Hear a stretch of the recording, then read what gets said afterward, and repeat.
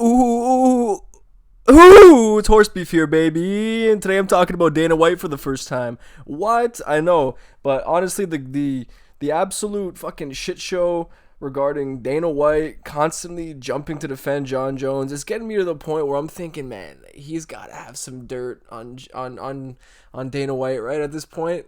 Like, there's no other explanation for the way that he's going to bat for Jon Jones, and any opportunity he gets, man, he's so fucking vehement with his defense of Jon Jones, and it's got me going crazy. And like I said, I was never going to cover this, but I feel like it's gone a little bit too far, and I'll play you guys a little clip right here just to support my point.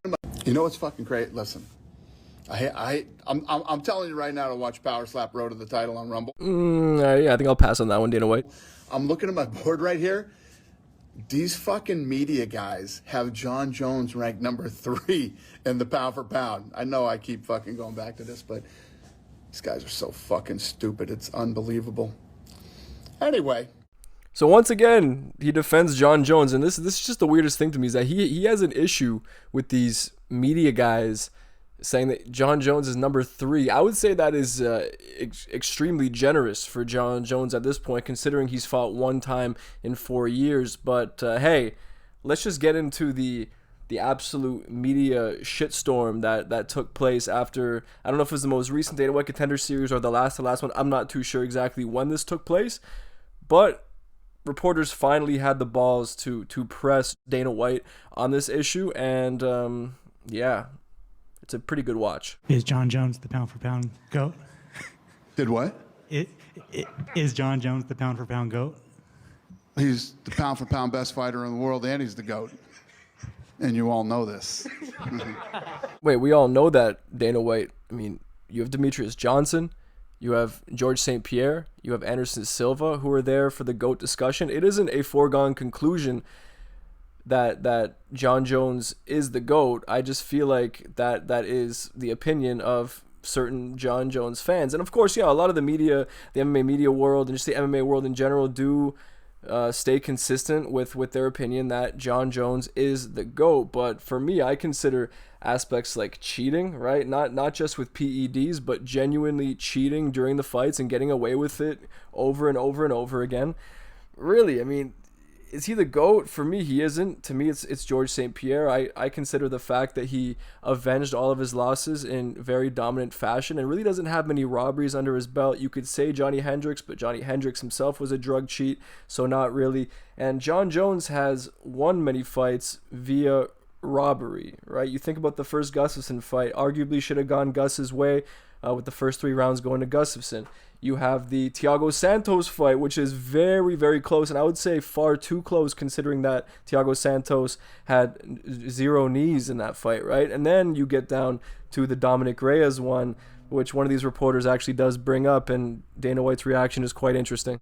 And just that claim that he's the best fighter in the world currently, when once again, one fight, I mean, yes, one win, but one fight in the last 4 years, while you have fighters like Islam Makhachev climbing up the ranks and really solidifying himself as the best fighter in the world, right? So that's really all you have to think about. But then you just get into guys like Tom Aspinall. He's been making easy work of pretty much every heavyweight contender that there is.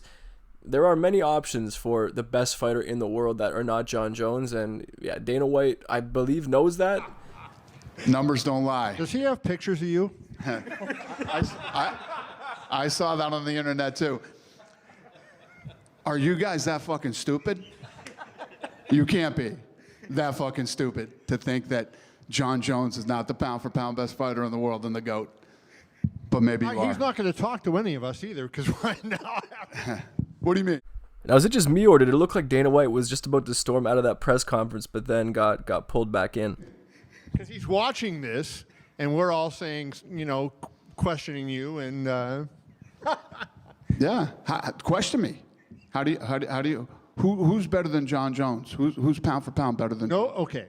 Just about any fighter who has won more than one single title fight in the last 4 years, Dana White. Like, I would even say that somebody like Israel Adesanya is currently a better fighter pound for pound than Jon Jones, and he's lost multiple fights in the last few years, but at least the guy is active.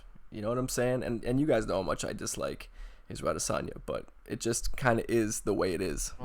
At what point does activity come into play, right? I mean, we all agree there is nobody better than Jon Jones. He's the greatest of all time. There's no question about it. But now that's some genius level journalism right there to preface his question with Jon Jones is the best fighter of all time. And we all know that, right?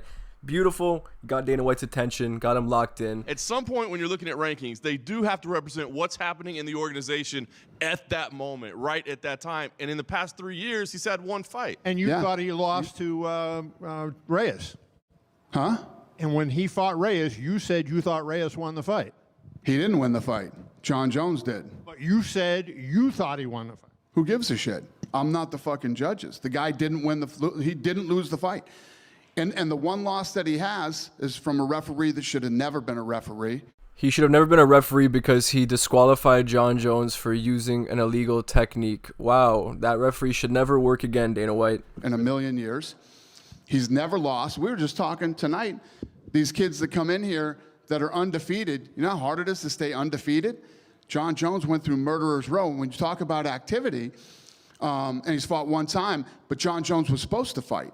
If Jon Jones was sitting on the couch and saying, yeah, I don't know when I'm going to fight again, then he's definitely not in the pound-for-pound discussion right now. He was scheduled to fight, and he got injured. He is an active fighter. Yeah, one fight in 4 years definitely tells a different story there, Dana White. He is absolutely an active fighter. And when you talk about pound for pound, and I don't want to shit on any of my other guys, but who is it right now? Islam?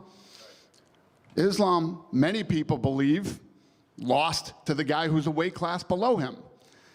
Oh, so now we want to factor robberies into the pound for pound or GOAT discussion. Wow, how convenient for Jon Jones there. But how about the Dominic Reyes loss, which you just said? What the fuck? This is actually crazy. The mental gymnastics. Did Dana White not just argue with the reporter? But he won though. But he won. It doesn't matter what I think. But now you want to bring up this what if game, right? Many people thought that he lost to Volk, but you don't want to factor that in with Jon Jones, even though that was your opinion. That was genuinely your opinion. So what are we doing now? This is actually just crazy mental gymnastics from Dana White. Is that how pound for pound works? Many people, including people in this room. But he got the win. It doesn't matter what we say. You're absolutely right. But he fought a weight class down.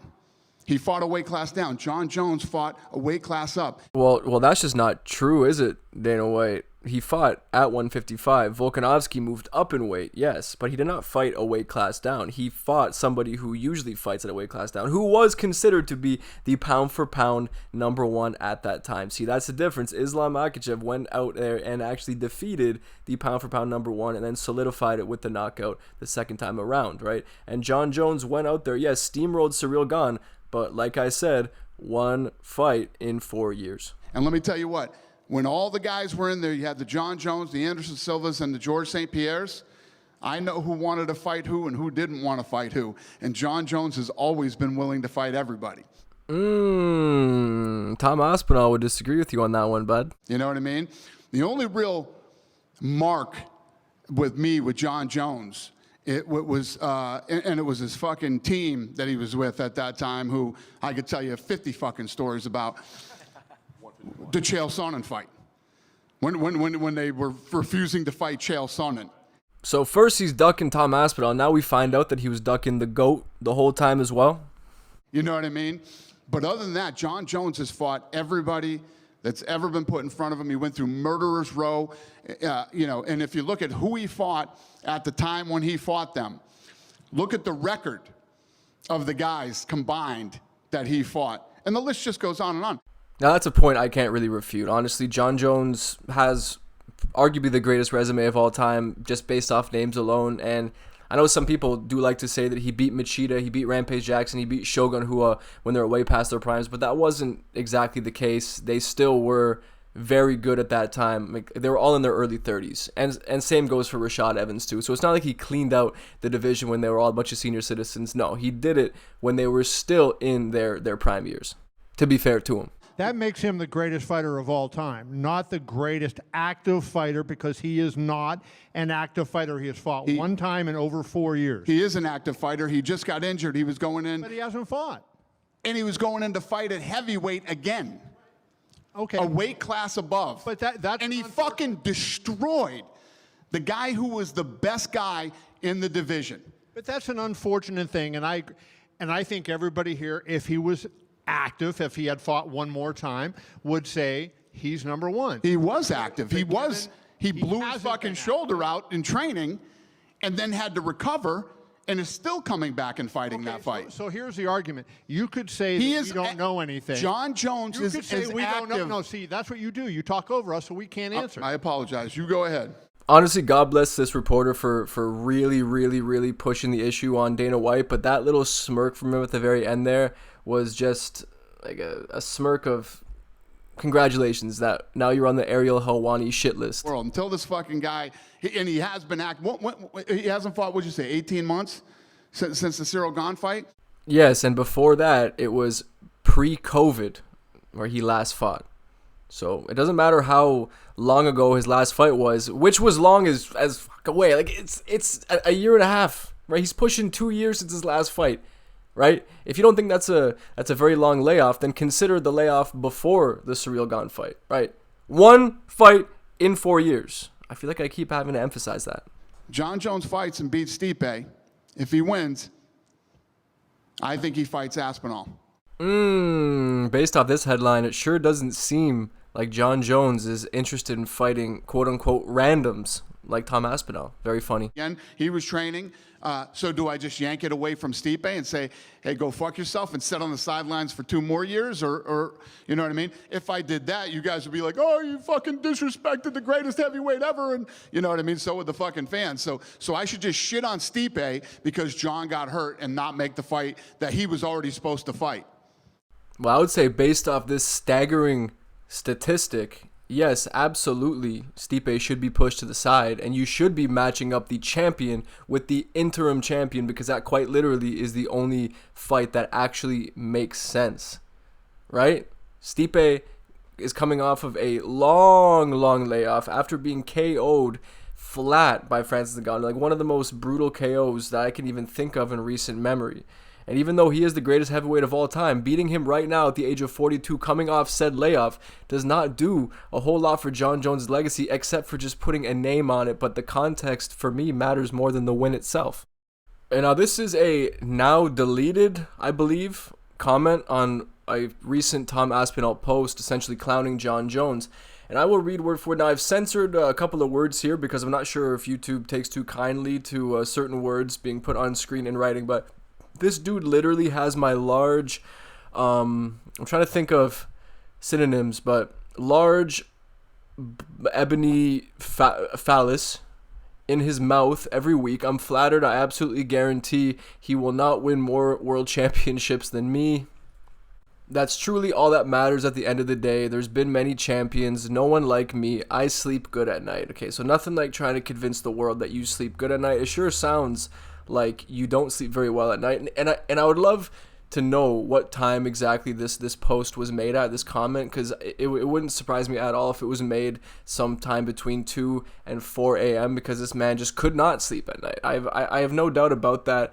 Clearly he has a lot to prove to the world, and for the quote-unquote greatest fighter of all time who sleeps very well at night and who has a big gigantic phallus, he seems very insecure. And then we have another somewhat recent tweet from, or X post, I don't know what you call it anymore. I don't use X, Twitter personally, but I do check up on it in order to have some content for these videos. But man, I appreciate the boss and the comments he made at last night's press conference. I assume he's referring to the one that I covered early in the video. Sounds like I have some massive options on the table, an athlete's dream. Right now, I need to get back to focusing on the task at hand. Despite what some of the casuals think, Stipe is no joke. Yeah, we agree that Stipe is no joke, but he is 42. It's crazy that we live in a world where you can go from the best heavyweight ever to washed up after a bad performance. Well, yeah, a bad performance and a multiple-year layoff, Jon Jones. The reality is Francis would have knocked out 98% of people on the planet that night, but somehow Stipe is washed up. Stipe not competing in so long tells me that he's had plenty of time to heal and rebuild.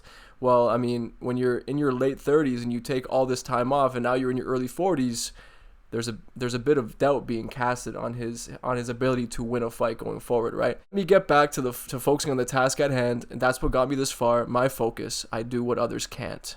Thank you, Jon Jones, but we're just not buying it at this point, dude. Stipe is an old, I'm not saying washed up, obviously, because we haven't seen him fight since he fought Francis. So to call him washed up without actually watching him fight would be preemptive, and I think a little bit disrespectful to Stipe. But it's very fair to assume that a man coming off of a knockout loss who hasn't even been willing to fight in this many years and is now 42. Fighters don't usually have success past the age of like 35 years old, right? We have like the 35 curse. And of course, like there are outliers like Glover Teixeira, for example, Randy Couture, for example. But who's to say that Stipe will be one of those outliers? I hope and pray that he is by the time they do fight. I really do hope Stipe knocks him out. But it's unlikely. It really is. Now, that is where I will leave you guys off there. I'm sure you guys have been following this Dana White defense of Jon Jones saga for all this time now. But yeah, I thought I would give you guys my 2 cents. I do enjoy covering some of these recent events and really giving you guys my opinion. So let me know in the comment section below what you thought about the video and any new ideas for future videos. Like I always say, going forward, and I will take those into account and do my best to get around to them as soon as possible. So anyway, guys, appreciate you watching, and I'll see you in the next one.